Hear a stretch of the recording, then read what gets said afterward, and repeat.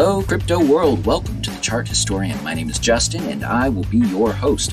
So today I'm looking at the XRP chart, and what I'd like to do is discuss this recent move up that has taken place off of its lows and try to answer the question, how high can we expect this move up to go? So to do that, what I'm going to do is I'm going to look back in history and compare the part of the pattern where I believe XRP is at to the previous completion or completed patterns and see if we can get an idea of a minimum height that we can expect XRP to move up to.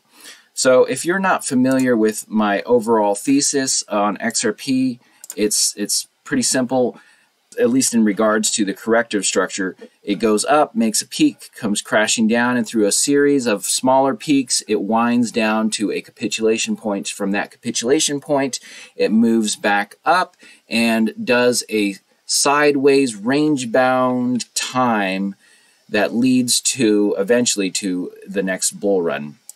So I believe we are currently at this capitulation point, and we are going to see the move up that will be part of that sideways ranged bound time that eventually leads into the bull run. Now let me throw on an analysis of that corrective structure so you can get a better idea of what it looks like. So here is that corrective structure. So it goes up, comes crashing back down, comes back up, makes your first peak A, comes crashing back down, goes back up again, makes B, C, D, E, all the way to F. F is the capitulation point. Sometimes A is not there.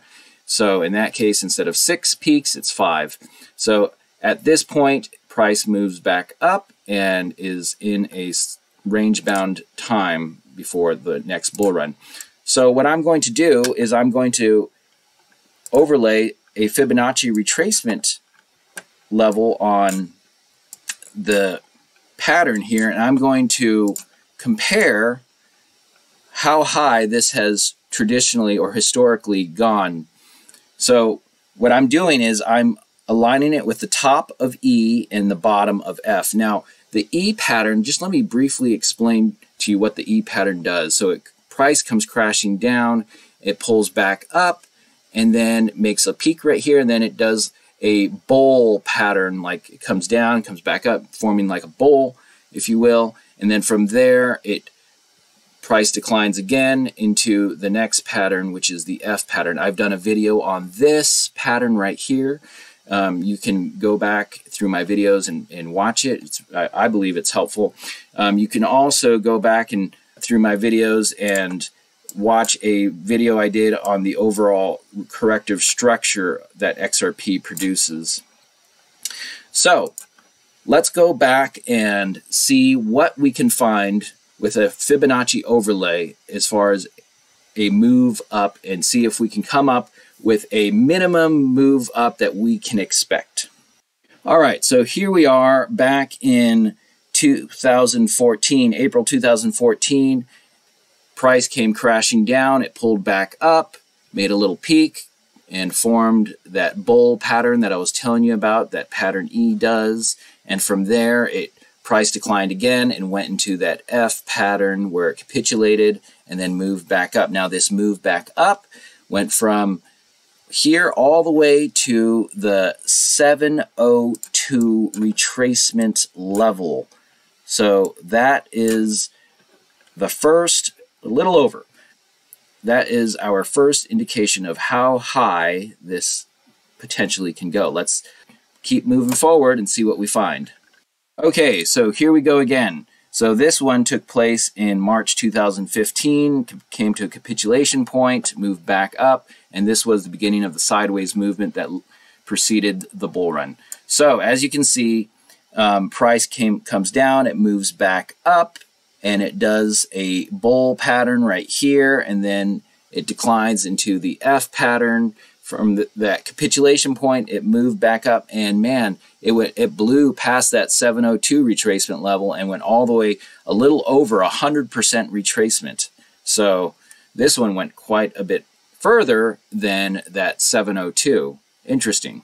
All right, let's move forward. Okay, so here we are in July 2017. As you can see, price came down, pulls back up, makes a peak, and then forms that bowl that I was telling you about that the E pattern does. And then from there, price declined again into the F pattern. This happened on a smaller time frame, so it's hard to see the nuances of this pattern here.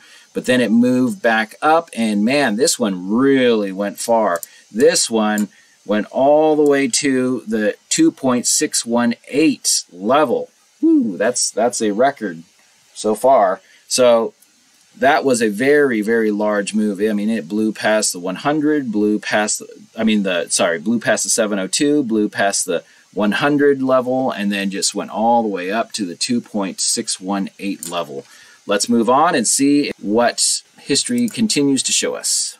Okay, so here we are in April 2018. This is the E pattern. Price comes down here, moves back up, and then does a bowl. This is a small little bowl, and then a large decline that led to the F pattern, which brought it to a capitulation point, and then it moved up all the way to roughly the, let's zoom in there, the 702 retracement. So there it is. It's hard to see, but it's the 702. So that's the second time it's done that, 702. All right, let's move on. So that brings us to where we are today. Again, here's the E with the bowl. Price declines, goes back up, makes the bowl, goes back down. Here's the capitulation point. And now I believe this is the beginning of that move up. So what we can say is that a minimum move up historically has been to the 702 retracement level. And that would put it around roughly around 72, 73 cents.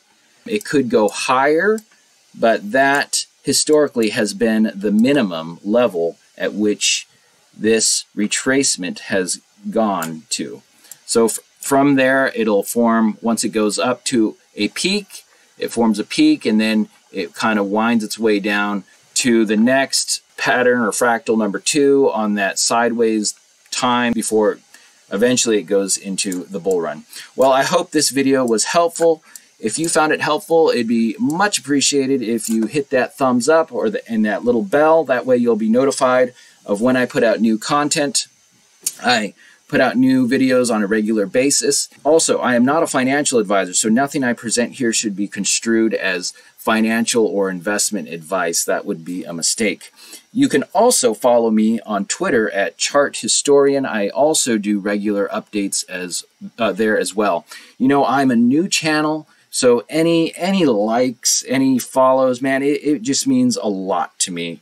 My goal is to try to look at charts in crypto through the lens of fractals and patterns.